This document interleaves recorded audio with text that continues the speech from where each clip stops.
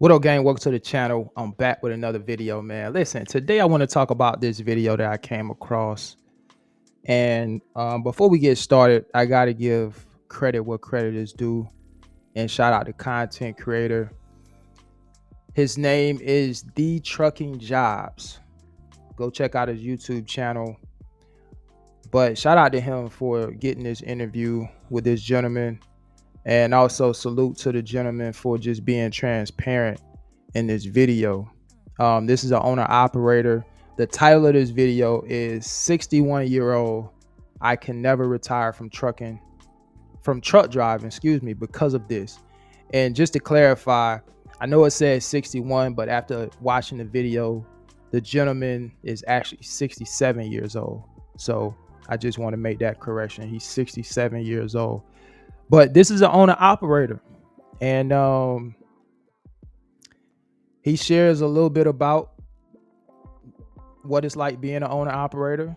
And he also has some advice, or at least I look at it as advice for owner operators and company driver. If you are thinking about pursuing either one of those avenues. So look, at some point throughout the course of this video, I may interject, I may not, but don't be surprised if I do. But I definitely gonna share my thoughts, and I'll be back with some commentary at the end of this video for sure. So look, man, without further ado, let's go ahead and get into it. The only thing I got Social Security. I'm not retired from anywhere because I've been owner-operator too long.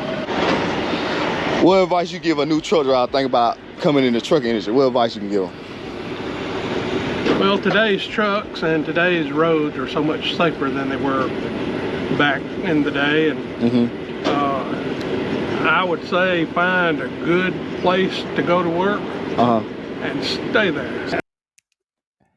Now, you guys heard what he just said, and a lot of people,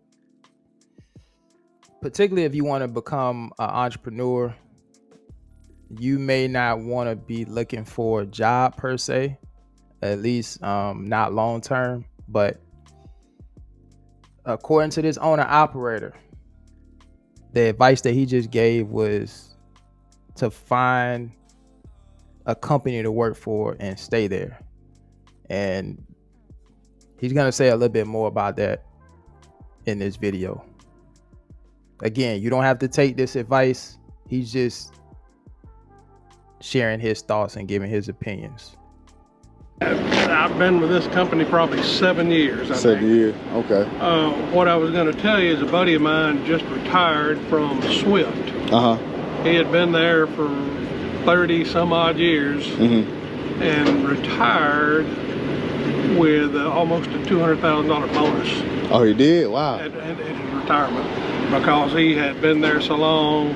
He had helped. He had went to the trouble of training new drivers, and near the end, that's all he did. And how long he been there? Me? No, I'm talking about to get your buddy. I don't remember the exact number, but I'd say 30 some odd. 30 years. Yeah. That ain't bad, 200,000. Yeah, I know he been putting back for your retirement. Plus, he pretty sure he got retired before he. Well, and I don't know how he managed to come up with that much money as far as what the company gave him. I don't know. Well, I don't have a good answer to that other than that's what he told me. Yeah, that's still a good amount. And the point being is, if you go from place to place, well, now you got 3 years here, 2 years here, and you don't end up with a home. Yeah. He made a home, and they rewarded him for it. Yeah, 30 years, that's a long. All right, so real quick, what he just said was that he had a buddy of his that worked for Swift basically end up retiring, and when he retired, the company, he said, rewarded him with $200,000. He also stated that the company basically rewarded him for staying with that company for so long, 30 years. I mean, that's a long time to stay with one company. And he was saying, I don't know if you guys caught that, but basically he was saying he didn't job hop. He didn't go from one job to the next job to the next job. He stayed with that company long term. Now, I know there's a lot of different opinions and views as it relates to staying with a company long term, and we'll get into that a little bit later. But let me know what you guys think, man, in the comment section about what he just stated here. I'm 67 right now, and I don't intend to retire unless I don't feel good anymore. And so far, so good. I'll say this about owner-operators. You get a whole lot more money in your hand, but you've got to pay for tires, brakes, maintenance, greasing, breakdowns. I mean, all of it's yours. And knowing now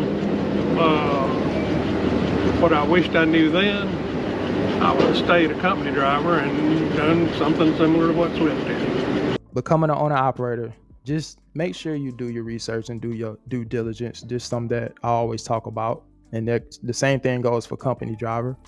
Do your own due diligence before you enter trucking, period.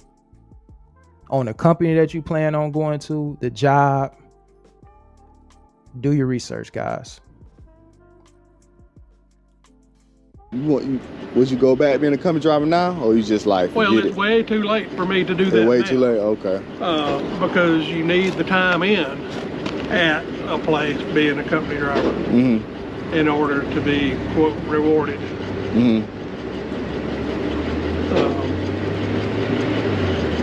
Owner operators are not for everybody. I know personal friends that have been owner ops and couldn't afford a tire if one blew out.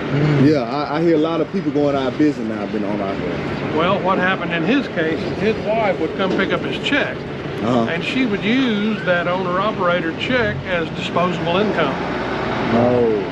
And there wasn't anything saved, so whether it was a fan belt or a tire or you name it, he had to borrow from the company. Just to get it. And then they fussed because their check was small because they had that cut back out of their check. Yeah. It's better to, in my opinion, be a company driver and call them up and say, call me when it's ready. Yeah. Instead but of you really don't even, it's to see like a company driver, you kind of be limited with the money, so.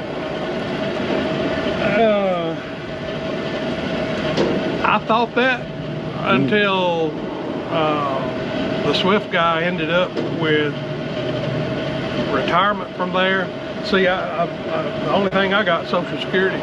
I'm not retired from anywhere because I've been owner operator too long. You know, so there is no retiring from this. Any money I get, you got to roll the wheels to get it. There's no vacation pay, there's no sick pay, there's no nothing pay. So, personally, stick with it, don't make as much, don't expect as much, and you'll come out a whole lot better on the far end. Yeah. So you just go back, you tell new guys to be a company driver. But is no other investment you can do as an owner operator instead of just working? If you were to do what hardly nobody does and take a portion of the money and go put it away, what me and most people do is when I was making big money, I would store it away, but just in a checking account, and then as the truck or trailer needed it, pull it back out. I never had any significant savings. So that's why. Whoa. And you guys got to excuse the noise. I know it's a little bit annoying in this video, but did you hear what he said right there? He said what he did when he was younger, and he's going to talk more about this. I want you guys to catch this. He said what he did when he was young and what a lot of owner operators do when they start making money, he said he put a lot of his money in the checking account, but he wasn't investing any of his money. He just put it in the checking account, and then he would just buy things as he needed it from the checking account. And he's getting ready to talk about what he did with his money when he was younger that he regret. So I want you guys to pay attention. This is why I always emphasize on my channel about investing. And he's gonna talk about some of that shortly. I'm saying that if you made $120,000 a year working as a company driver, that beats making $300 a year to be an owner-operator. Yeah. Yeah, I heard that. All the expenses that come with it. Well, yeah, but you know, one piece of steel fall off a truck, take out 6 or 7 of your tires and maybe a brake drum and air lines, and 2 days later you're back up and going, and $4,000 later. Then you got to pay Uncle Sam, you know, all that. All of that's all part of it. So how you last this long to being an owner operator? A lot of people don't last long like you did. In my case, I waited until I was too late to do anything else. So this is it for me. But you like what you do, right? Yeah, it's all right. Personally, I'd rather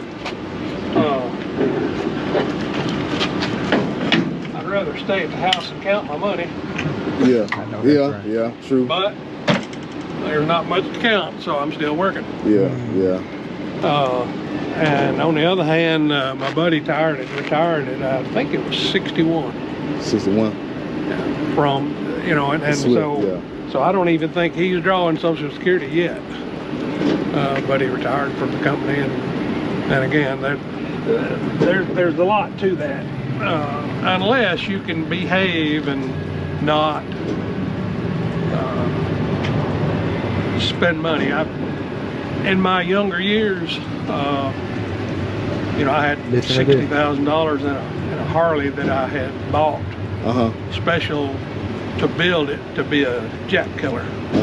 Yeah, $60,000 in a Harley. It worked. It was fun. Lots of people pointed and oohed and awed when they saw it. But that didn't make me a dime. It cost me. I should not have been spending that kind of money. But I was young, not married. You were about 20? No, I was probably 32. It seemed like it almost impossible to be an operator. It seemed like with some of these guys I interviewed. That's where an owner-operator actually has an advantage, because the owner-ops can raise their rate as they go. If it gets to where I start losing money, then I'll be done. You'll be done with it. You won't try to do something different, like go to flat drive-in or something like that? You probably won't do that. You just, this what you specialize in. Yeah, this is what I know. I've been doing this for years. I've been hauling gas since '88. Oh yeah, you've been here for a while. So the advice for people you can give them is not spend your money on unnecessary things, pretty much. Yes, you have got to put away. How much you think they should put away? 20% of your income. 20% income. And this is something you can tell your kids. Oh, I'm listening. I know they listening too. They listen. They gonna listen to you. If your kid, if you teach them to take 15% of your pay, well, and this is even if you're not an owner operator, if you're just a company, 15% of your pay, put in a good mutual stock or mutual fund or whatnot that makes you a little bit of money all along, and eat beans and rice and beans. You know, don't go out. And my point is, you do that and start investing early. When they get to retirement age, they'll have $2 million. Yeah, I think I seen that on a video one time. So Dave Ramsey teaches that. Yeah. All right, guys, I'm gonna go ahead and stop it there. He said a lot in this video. Just to recap, number one, he said that if he could go back, he would have remained a company driver. Now, a lot of people want to become an owner operator for the freedom and just having the control of the job that you're doing, right? And have ownership, of course, owning your own business. So it's nothing like ownership. Let's be clear about that. It's nothing like ownership. Salute to all the owner operators out there. But for him personally, he stated in his video that he would have stayed a company driver. And he also talked about retirement. He said he doesn't have a retirement. All he has is Social Security. And I think that's also important to note. So when you do become an owner operator, if that's what you choose to pursue, you got to think about retirement as well as having insurance. And when I say insurance, I'm talking about medical or health insurance, dental insurance, things of that nature. Those things cost money. So there's probably some owner operators out there that may not have those things. Some of the most important gems that he dropped is when he talked about investing. He talked about saving 15 to 20% of your income and investing it. He mentioned mutual fund or index fund or ETF, all these different things that I talk about and try to really make a point and an effort to emphasize on my channel how important investing is to your overall well-being, particularly when you think about long term. Listen, Warren Buffett said it best, in my opinion. He said, if you don't find a way to make money while you're asleep, you will work until the day you die. And in my opinion, truer words have never been spoken.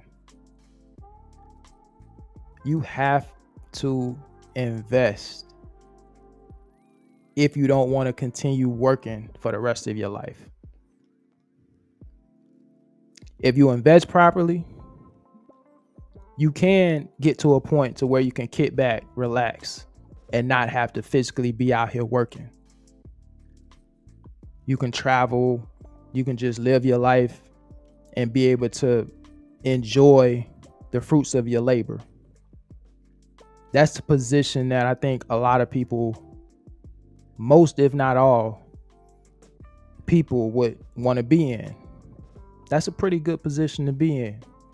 I think we all would agree. He mentioned, like I said, a mutual fund. It could be real estate. It could be both, right? But put your money somewhere to give it the best chance possible to grow. Shout out to this gentleman, man. You know, he mentioned that in order to make money, he got to keep the wheels turning at this point. You know, I mean, he said he's been hauling fuel since the 80s. So he's been doing this for a very long time. And you know, I'm sure in a perfect world, if he could go back in time, he would have made some different choices, some different decisions. At some point, we're all gonna make mistakes. We're human. With that said, you want to be able to learn from your mistakes so you don't repeat them. The only thing about learning from your mistakes is that sometimes those mistakes can be costly. Not necessarily just monetary, but those mistakes can also cost you something that's more valuable than money, and that's time. So if you're lucky,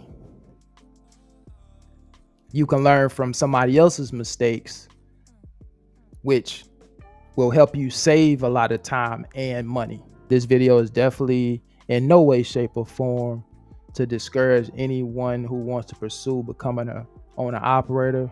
Again, I respect anybody that takes the leap of faith to go out there and start a business. Again, it takes a lot of courage. I just want you guys to be well informed when you do so. So look, man, that's all I got for you guys today. I appreciate all the continued support. If you're watching for the first time, if you like the video, definitely like the video. Definitely subscribe to the channel if you're not already subscribed and you get some value from the content that I post. I really appreciate it. And look, man, until the next video, I see you guys on the next one, man. Y'all take care. Peace.